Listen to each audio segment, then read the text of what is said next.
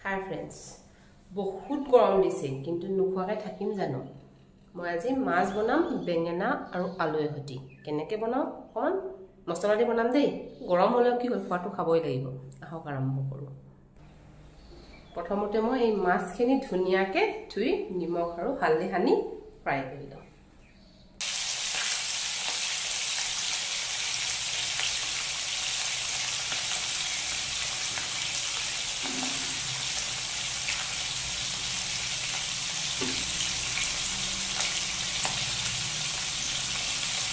এই মাছ ভজা কেৰাহীখনতে মই এতিয়া প্ৰথমতে এইখিনি যে কাটি লৈছো মই আলুখিনি অকমান হাফকে ফ্ৰাই কৰি লম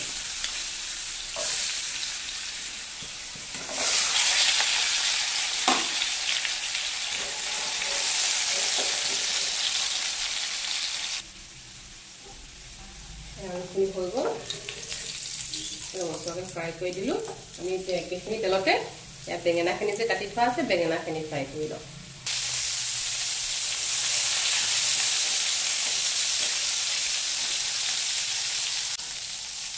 নিমখ অকমান বেটে দি দিলো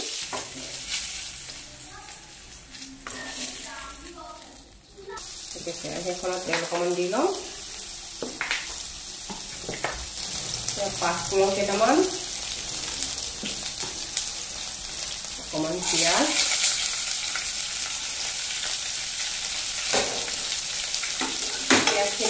के रंगसा के फ्राई कर लो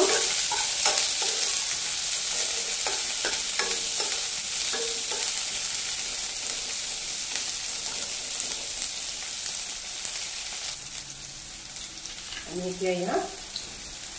বিলাহী দিম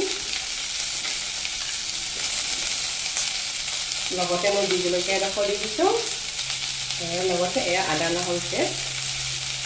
দি দিছোঁ এইখিনি ধুনীয়াকৈ ফ্ৰাই কৰি লওঁ এয়া দেখিছেনে জিৰা ধনিয়া আৰু হালধি পাউডাৰ মই ইয়াতে অকণমান পানী দি দিম আৰু ধুনীয়াকৈ পেষ্টটা বনাই লওঁ পেষ্টটো ইয়াত ঢালি দিম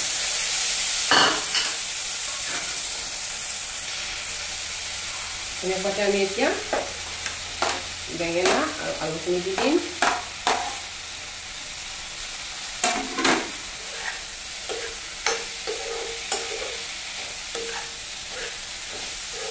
অকমান দেৰি ভাজি লম ভাজি লৈ ইয়াত পানী দিম এনেকৈ ইয়াত পানী দি দিম ইয়াত নিমখ অকমান দি দিলোঁ এতিয়া পানীটো যেতিয়া উতল আহিব ইয়াত ফ্ৰাই কৰি লোৱা মাছখিনি দি দিম এইখিনি উতল আহিলে নহয় তাতে মই মাছ দি দিম যিখিনি প্ৰয়োজন হয়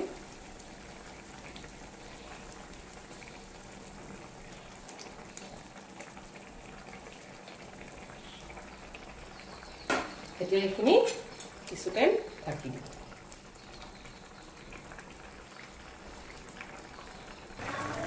দেখিছেনে বেঙ্গন ফিশ মছলা একেবাৰে ৰেডি মানে অকণমান অকণমান পাতলা হৈ এনেকুৱা জোলটো থাকিলে ভাল জোলটোতে ভাত খাবলৈ ভাল হয় মানে বেঙেনা আৰু আলুখিনি যেনেকৈ ভাঙি দিবও নালাগে একেবাৰে ৰেডি সেয়া মোৰ অৱস্থা দেখিয়ে চাগে গম পাইছে কিমান গৰম তথাপিতো নাখালে নহ'ব নহয় এয়া মোৰ ৰেডি বেঙ্গন ফিশ মছলা দেখিছেনে কিমান ধুনীয়া হৈছে দেখিবলৈ যিমান ধুনীয়া খাবলৈ তাতকৈ বেছি ধুনীয়া